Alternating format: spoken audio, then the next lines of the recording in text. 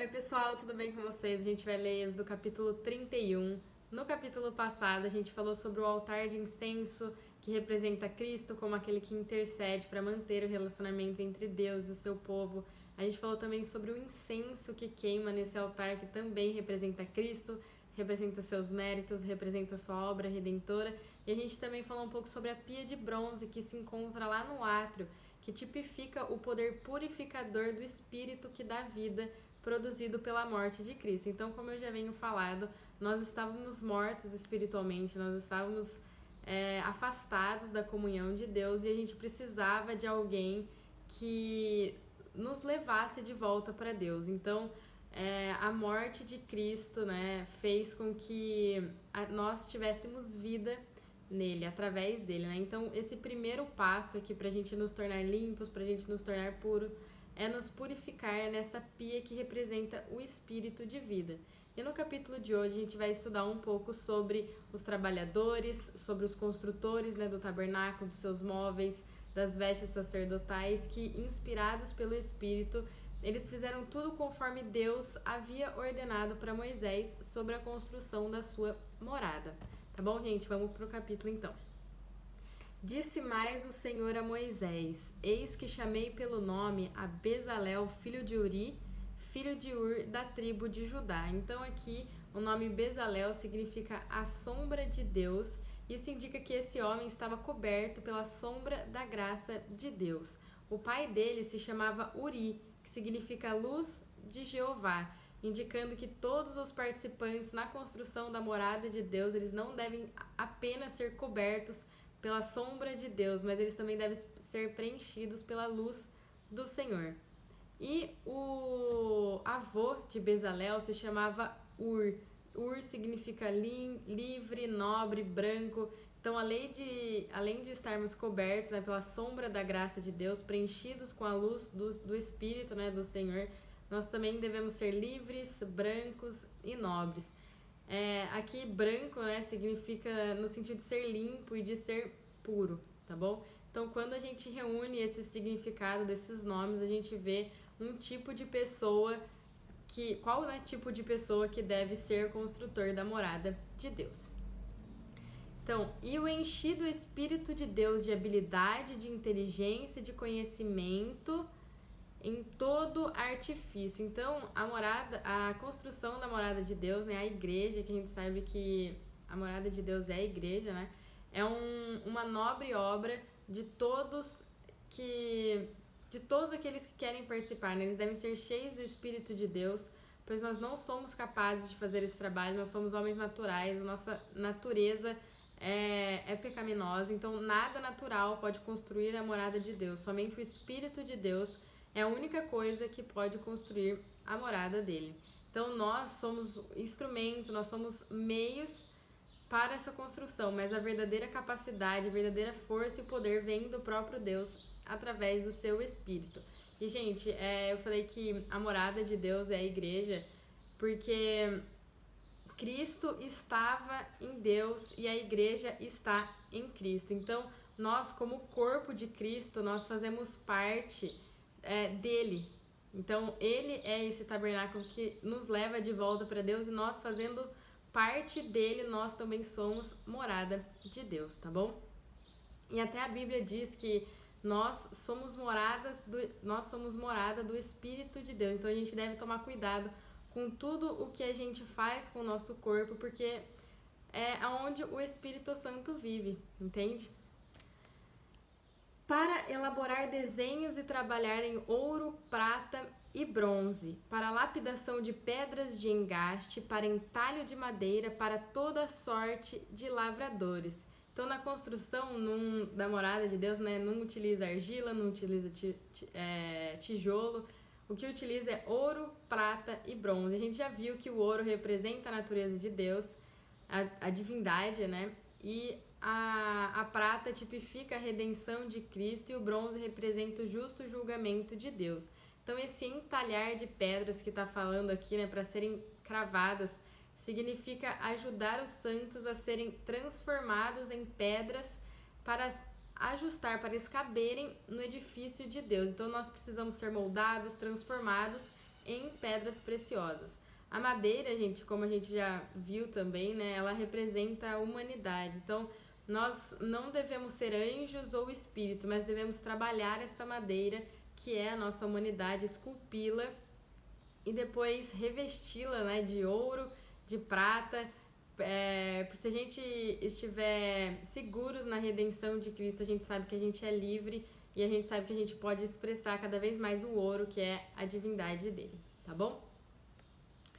Eis que lhe dei por companheiro a Oliabe, filho de Aizamaque, da tribo de Dan, e dei habilidade a todos os homens hábeis para que me façam tudo o que tenho ordenado. Então, a Oliabe seria um assistente para Bezalel, de uma tribo diferente, né? Não seria da tribo de Judá, para dizer que não é somente um povo específico que deve estar engajado na obra da construção da morada de Deus, mas é algo que abrange todo mundo. Então, esses versículos indicam que todos os obreiros do tabernáculo eram sábios de coração e todos receberam sabedoria e inteligência de Deus.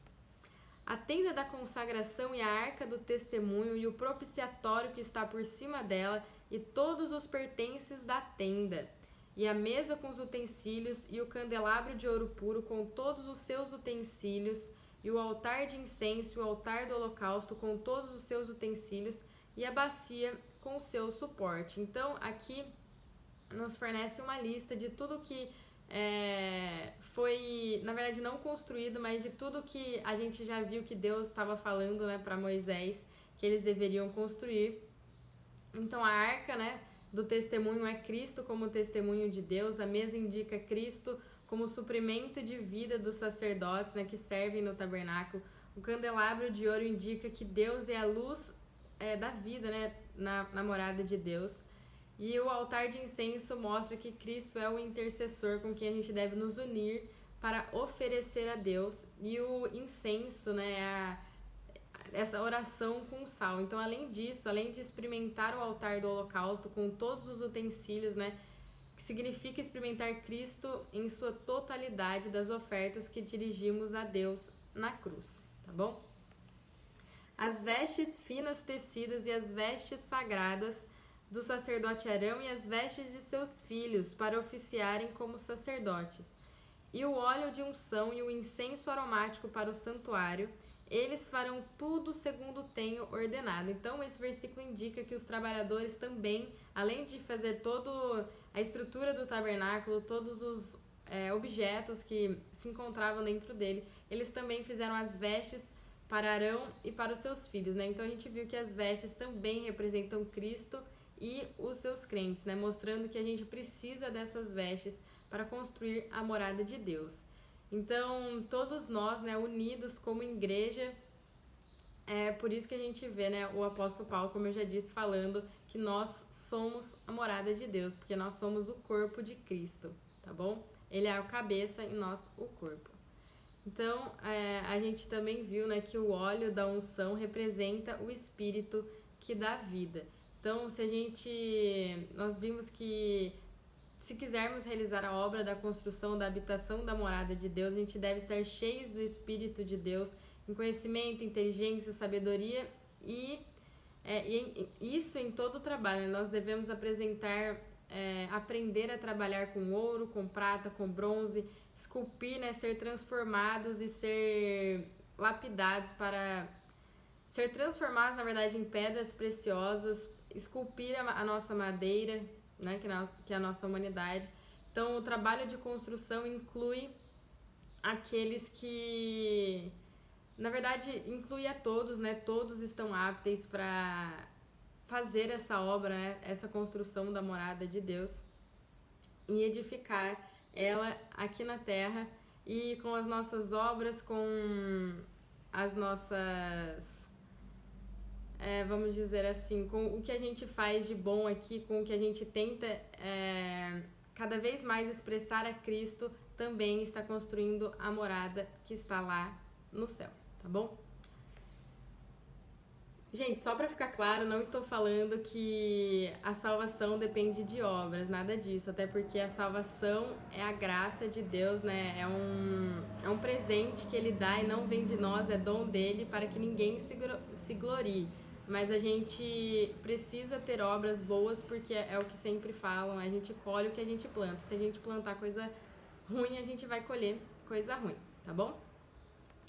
Disse mais o Senhor a Moisés: Tu, pois, falarás aos filhos de Israel e lhes dirás: Certamente guardareis os meus sábados, pois é sinal entre mim e vós nas vossas gerações, para que saibais que eu sou o Senhor que vos santifica.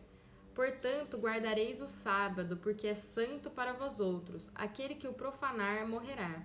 Pois qualquer que nele fizer alguma obra será eliminado do meio do povo, né? Deixará de ter comunhão. 6 dias se trabalhará, porém o 7º dia é o dia do repouso solene, santo ao Senhor. Qualquer que no dia do sábado fizer alguma obra, morrerá. Pelo que os filhos de Israel guardarão o sábado, celebrando-o por aliança perpétua nas suas gerações. Entre mim e os filhos de Israel é sinal para sempre. Porque em 6 dias fez o Senhor os céus e a terra, e ao 7º dia descansou e tomou alento, né? Tomou fôlego. Então, aqui a gente vê, né, uma repetição do 4º mandamento, de que eles deveriam guardar o sábado.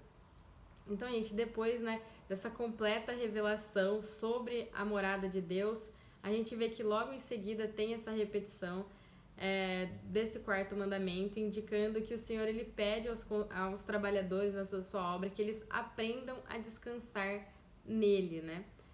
Não somente trabalhar e esquecer de descansar no Senhor. Aqui o Senhor ele exorta a construir a sua morada, mas também que nós devemos descansar nele.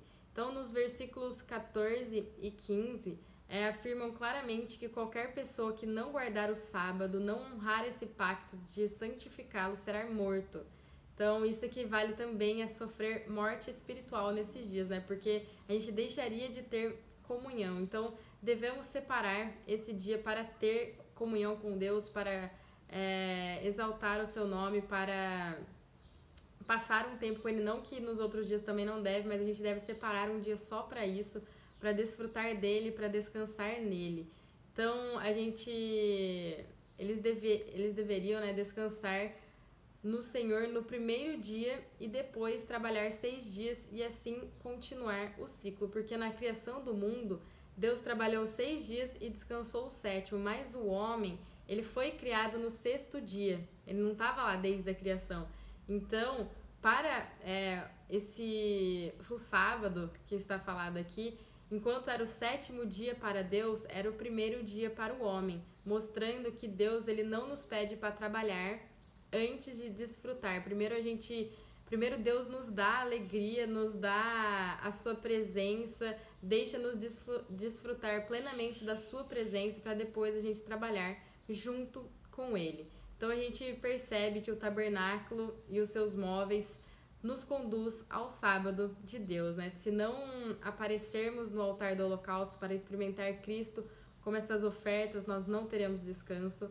Ao contrário, a gente seria acusado e condenado, a gente não teria comunhão com Deus.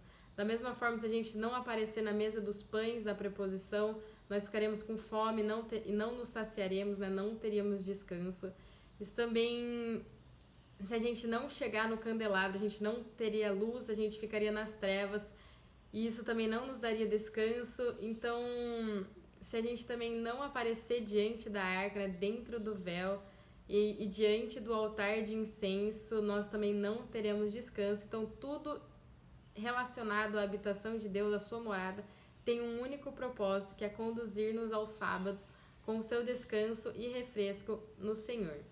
Tá? Gente, aqui em Êxodo 24:12 e aqui em Êxodo 31:18, que eu vou ler daqui a pouco, refere-se às tábuas da lei que foram dadas a Moisés. Vamos ver aqui, ó. E tendo acabado de falar com ele no monte Sinai, deu a Moisés as 2 tábuas do testemunho, tábuas de pedra escritas pelo dedo de Deus. Então, lá em Êxodo 24 e aqui falam novamente dessas tábuas de Deus. Então, a gente vê que tem 7 capítulos separando esses 2 versículos, né? Indica que o Senhor, depois de chamar Moisés ao monte, né, para lhe dar as tábuas da lei, ele começou a falar tudo isso que a gente vem vendo nesses últimos vídeos. E o fato de Deus ter mostrado a Moisés o tabernáculo, a mobília, o sacerdócio, as vestes, purificando o sacerdócio antes de dar as tábuas da lei, indica que Deus, ele sabia que o homem não guardaria a lei que ele iria ordenar, mostrando claramente que Deus ele já havia preparado o caminho da graça para o homem, fazer contato com ele e desfrutá-lo. Então esse caminho é Cristo tipificado pelo tabernáculo e pelo sacerdócio. Então, os escritores de João, eles revelam que Cristo é o cumprimento do tabernáculo e das ofertas. Então, quando a gente acabar de ler Êxodo, eu vou fazer um vídeo falando, né, do tabernáculo e lá do Evangelho de João, que é tremendo demais, né, o quão é realmente isso, o quão Cristo é o cumprimento do tabernáculo e das ofertas, tá, gente? Então, era isso que eu queria passar para vocês no Êxodo 31. Espero que vocês estejam gostando dos vídeos. Fiquem com Deus e até o próximo vídeo.